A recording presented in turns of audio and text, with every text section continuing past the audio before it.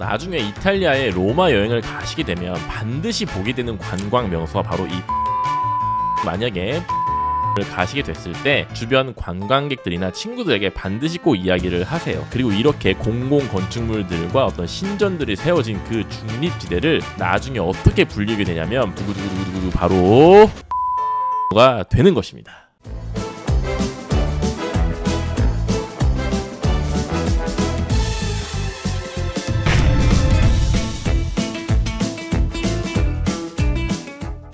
안녕하세요. 쉽지만 깊이 있게 방앗간 세계사의 춘닥터입니다. 지난 시간에는 로마가 라틴족의 본가가 되는 과정을 간단히 짚어봤었습니다. 바로 로마의 3대 왕 안쿠스와 그리고 4대 왕 툴루스의 활약 덕분이었는데요. 자, 로물루스가 로마를 건국한 이후에 2대 왕 이방인이었던 누마가 내실을 다지는 시기를 거쳤었고, 그 다음에 3대 왕과 4대 왕에 이르러서는 조금 더 외연을 확장했던 그런 시기를 가졌던 로마였습니다. 자, 이제 어느 정도 충분히 담금질을 했다는 느낌이 들지 않나요?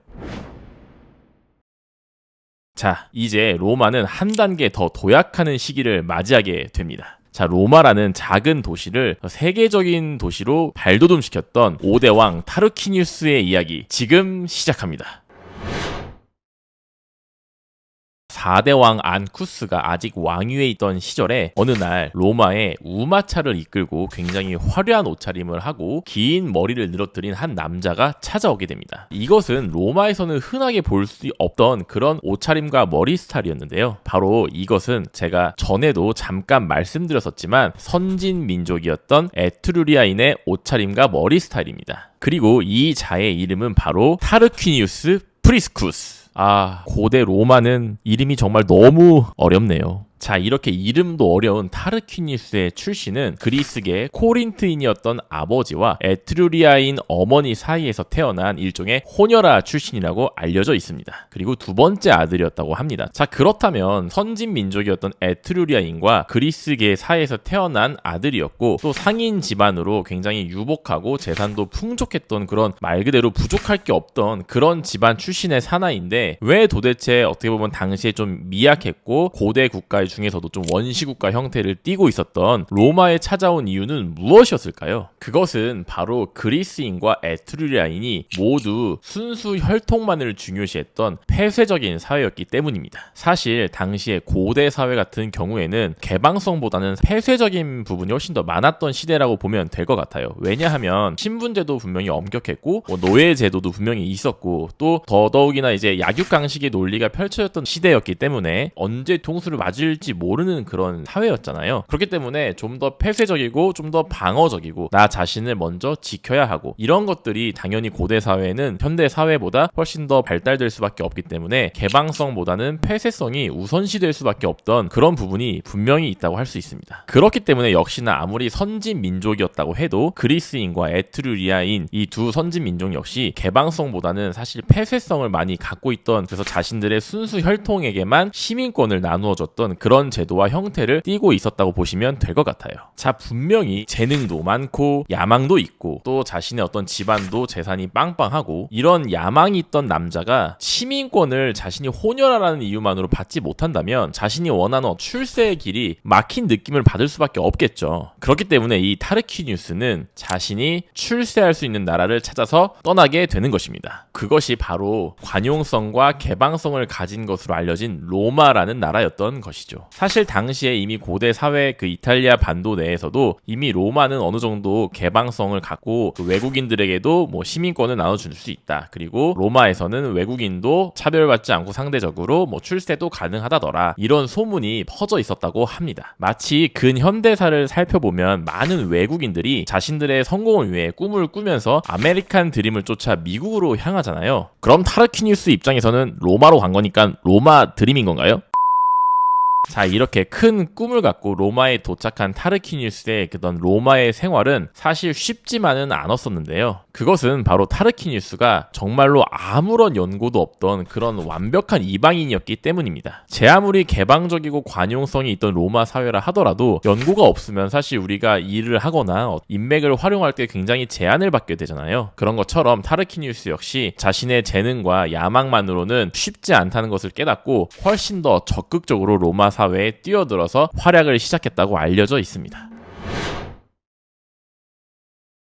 이렇게 적극적으로 로마 사회에 뛰어든 뛰어난 타르퀴니우스는 정계에 적극적으로 진출을 해서 머리도 좋고 유능하고 재능도 많았기 때문에 선왕이었던 안쿠스와 굉장히 가까운 사이가 되는데 성공을 했다고 합니다. 아무래도 선진 민족 출신이기도 하고 좀 더 선진 문명과 지식들도 많이 있었을 것이기 때문에 왕에게 조언도 하게 되고, 그리고 왕이 전쟁을 나가면 그 전쟁도 지원해주는 등 다방면에서 적극적으로 활약을 했기 때문에 안쿠스 왕도 이 타르퀴니우스란 사람이 굉장히 믿을만한 사람이다, 이런 생각을 하게 되었겠죠. 그렇게 해서 결국 타르퀴니우스는 4대 왕 안쿠스의 최측근까지도 되는데 성공을 했다고 알려져 있어요. 자, 보통 왕이 죽기 직전에 만약에 정신이 어느 정도 남아있는 상태라면 유언을 하잖아요. 왕의 유언이 굉장히 중요하겠죠. 앞으로 국정은 어떻게 운영을 해야 하고 그리고 그 다음 왕으로 입후보할 사람은 누구누구를 선택하도록 하게 자, 여기서 타르퀴니우스는 이 왕의 유언을 직접 집행하는 왕의 유언 집행자 자리까지 오르게 되었다고 합니다. 이것은 정말 왕이 전폭적인 신뢰를 받지 않으면 할 수 없는 일이기 때문에 이 안쿠스 왕의 진정한 최측근이 되었다는 증거이기도 하겠죠. 자, 하지만 타르퀴니우스는 여기에 그치지 않고 안쿠스 왕이 죽고 나서는 스스로 왕의 입후보를 하게 됩니다. 정말로 야망이 넘쳤던 인물이었던 거죠. 최측근만으로는 만족할 수 없다. 내가 이 로마를 한번 다스려 봐야겠다, 이런 생각을 했던 것입니다. 사실 당시에 이런 선왕 안쿠스에게도 두 아들들이 있었다고 알려져 있어요. 당시 로마 왕정 시스템은 제가 전에도 계속 강조하면서 말씀을 드렸었지만 그런 아시아 국가와 같은 전형적인 세습제 형태는 아니었기 때문에 사실 안쿠스 왕의 두 아들이라 하더라도 왕위를 세습받거나 이런 게 아니었거든요. 결국 정식으로 민회의 투표로 인해서 선출을 받을 수 있어야 왕위에 오를 수 있었던 그런 시스템이었다고 보시면 돼요. 그렇기 때문에 이 안쿠스의 두 아들들 역시도 아직 나이도 좀 어렸고 했지만 권력에는 상당히 관심이 있었던 것으로 알려져 있는데요. 그렇기 때문에 타르퀴니우스 입장에서도 이 두 아들들과 경쟁을 해야 되는 입장이잖아요. 근데 사실 안쿠스 왕의 아들이라는 것 자체가 그 두 아들들에게는 좀 대의 명분 같은 것도 있을 수 있고 훨씬 더 좀 유리한 부분이 있을 수 있잖아요. 그렇기 때문에 전혀 기반이 없고 연고가 없던 완벽한 이방이었던 타르퀴니우스는 자신이 왕이 되기 위해 경쟁력이 부족함을 깨닫고 한 가지 일을 행하게 됩니다. 그것이 무엇이었을까요? 그것은 바로 선거운동입니다. 타르퀴니우스는 자신이 왕이 되기 위해 호소하고 그 필요성을 어필하기 위해서 그 시 전역을 돌아다니면서 적극적으로 선거운동을 한 것으로 알려져 있어요. 그럼 선거운동을 어떤 식으로 했을까요? 타르퀴니우스의 선거 연설문을 짧고 굵게 한번 이야기해보도록 하겠습니다. 나는 타국에서 이주한 사람이지만 타국인이 로마 왕이 된 선례가 있다. 처자와 함께 전 재산을 갖고 로마에 왔으므로 로마에 뼈를 묻을 각오는 이미 충분하다. 나이도 공직의 책임감을 갖기 위해 충분하며 선왕의 신뢰도 두터웠고 로마의 신들을 공경하며 로마의 법을 존중하는 점에서도 남에게 뒤지지 않을 자신이 있다. 상당히 담백하면서도 결기가 느껴지는 그런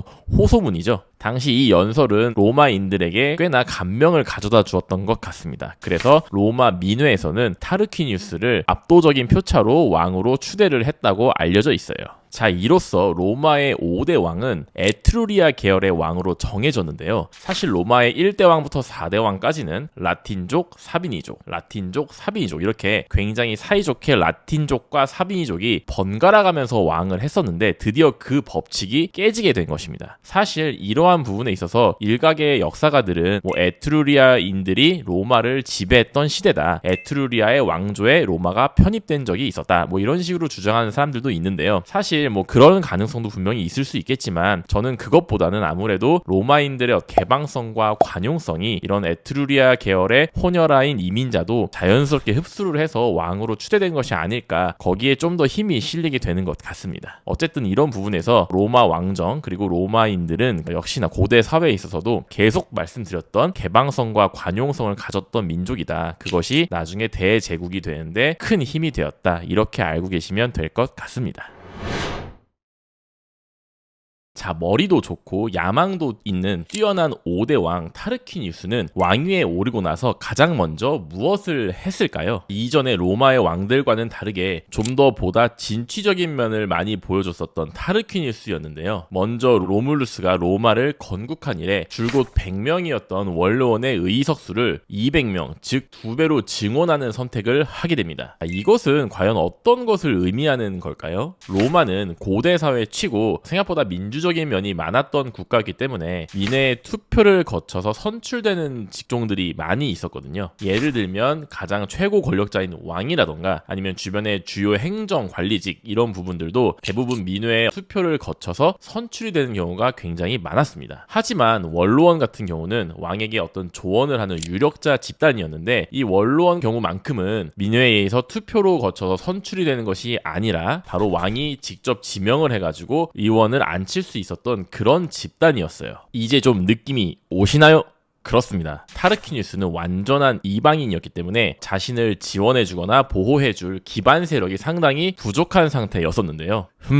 지금 나를 지원해주고 보호해줄 수 있는 세력이 부족한 상황이란 말이지. 그렇다면 내가 직접 나를 지원해줄 세력을 지명을 해버려야겠다. 하하. 이렇게 타르퀴니우스는 자신이 직접 지명할 수 있는 원로원의 의석수를 2배로 늘림으로써 자신의 지지 기반 세력을 확충했다고 볼 수 있는 것입니다. 그리고 보통 역사에서 이렇게 왕이 이러한 선택이나 결단을 내리는 것을 뭐라고 부르냐면 바로 왕권 강화라고 하는 것입니다. 결국 타르퀴니우스는 왕권 강화를 위해서 원로원의 의석수를 100명에서 200명으로 늘린 것이죠. 자, 이렇게 왕권이 강화되게 되면 똑똑했던 타르퀴니우스 입장에서는 좀 더 어떤 정무라든지 나라를 다스리는 데 있어서 훨씬 더 안정적으로 나라를 다스릴 수 있겠죠. 바로 국내의 안정화를 이룩하게 된 것이죠. 그래서 이렇게 왕권 강화로 국내를 안정시킨 타르퀴니우스는 눈을 밖으로 돌려서 바람같이 밖으로 달려나가게 됩니다. 왜냐하면 밖에는 또 많은 적들이 있잖아요. 여러 부족이라든지 로마가 이제 또 성장하기 때문에 이런 로마의 성장을 경계하는 라이벌 도시 국가라든지 이런 여러 주변 부족들이 있었는데 타르퀴니우스는 이제 국내가 왕권 강화 등으로 안정됐기 때문에 바로 달려나가서 이 전쟁을 치르고 전쟁마저도 여러 전투에서 승리를 하게 됨으로써 국외의 상황마저도 안정화시키는데 성공을 하게 되는 것입니다. 이렇게 국내외 정세를 안정화시키는데 성공한 타르퀴니우스는 드디어 가장 큰 업적인 로마시를 대대적으로 개발하는데 착수하게 됩니다. 이것은 거의 신도시 개발 수준에 가까웠던 정말 대대적인 개발 사업이었는데요. 보통 이런 대대적인 개발 사업 같은 경우에는 굉장히 높은 기술력과 고도의 전문가 집단이 필요하겠죠. 하지만 당시 로마 왕정 시기에는 굉장히 작고 미약한 나라였기 때문에 농경과 목축업을 주로 하는 농경민족으로 기술력이 상당히 부족한 상태였었습니다. 자, 하지만 이방인이었던 타르퀴니우스의 출신이 어디였는지 기억나시나요? 그렇죠. 바로 당시 강성했던 선진 두 민족인 그리스인과 에트루리아인의 혼혈아였습니다. 특히나 타르퀴니우스는 좀 더 에트루리아 계열의 사람으로 알려져 있는데 그 에트루리아인들은 굉장히 고도의 기술력을 갖고 있던 민족들로 알려져 있어요. 그래서 타르퀴니우스는 아마도 이런 로마시 개발 사업에서 고도의 전문가 집단으로 친밀했던 이런 에트루리아인들을 많이 데려와서 동원을 했을 것이 아니었을까 이렇게 추측을 하게 됩니다. 자, 이렇게 해서 타르퀴니우스는 가장 먼저 로마의 골칫덩이었던 7 언덕 사이사이에 있는 습지대들을 개간하기 시작합니다. 이 습지대들이 굉장히 질척질척했기 때문에 각 언덕이 고립될 수밖에 없고 서로 왕래가 없을 수밖에 없었거든요. 그래서 이 타르퀴니우스는 지하 수로를 만들게 되어서 로마 서쪽에 있는 테베레강 쪽으로 연결을 하게 돼서 습지대에 있는 물을 테베레강 쪽으로 다 흘려보내게 돼버린 것이죠. 그렇게 되면 이 습지대의 물들이 빠지게 되고 드디어 중립지대가 형성이 되고 7 언덕 사이사이가 교류할 수 있는 그런 공간이 마련되게 되는 것입니다. 특히나 지하수로를 굉장히 견고하게 만들어야 무너지지 않고 물이 잘 새어나갈 거 아니에요. 그렇기 때문에 지하수로 위에는 굉장히 단단하고 매끈한 돌로 포장을 하는 그런 형태를 띠게 됩니다. 그리고 이렇게 돌로 포장이 되게 되면은 매끈한 도로 같은 것들이 형성될 수도 있고 또 굉장히 넓은 공터도 생겨나겠죠. 그래서 이런 돌로 포장된 부분 위에는 공공 건축물들이 점점점 생겨나게 되었다고 합니다. 그리고 이렇게 공공 건축물들과 어떤 신전들이 세워진 그 중립지대를 나중에 어떻게 불리게 되냐면 바로 포로 로마노가 되는 것입니다. 나중에 이탈리아의 로마 여행을 가시게 되면 반드시 보게 되는 관광 명소가 바로 이 포로 로마노인데요. 만약에 포로 로마노를 가시게 됐을 때 주변 관광객들이나 친구들에게 반드시 꼭 이야기를 하세요. 포로 로마노를 개발하게 된 왕이 누군지 아느냐? 바로 로마 왕정의 5대 왕 호녀라 출신이었던 타르퀴니우스다 라고 말씀하시면 아마 굉장히 다른 지인들이 좀 다르게 보지 않을까요? 하하. 이렇게 일곱 언덕의 사이가 점점 더 활발해지고 왕래가 빈번해지면서 이런 중립지대였던 포로 로마노는 나중에 로마 제국이 멸망에 다다들거나 쇠퇴하기 전까지는 지속적으로 굉장히 화려하게 발전하는 그런 지대로 알려지게 됩니다. 우리가 가장 잘 알고 있는 이탈리아의 유명한 관광지인 콜로세움 같은 대경기장도 이런 포로 로마노에 지어지게 되는 것이고, 또 로마의 일곱 언덕 중에 가장 좁고 높은 언덕이 카피톨리누스라는 언덕인데, 이 언덕에 주로 신전들이 지어지게 되는 것도 이 포로 로마노의 영향을 받은 것으로 알려져 있습니다. 그리고 타르퀴니우스는 4대 왕이었던 선왕 안쿠스가 점령했었던 그 항구 도시 오스티아에도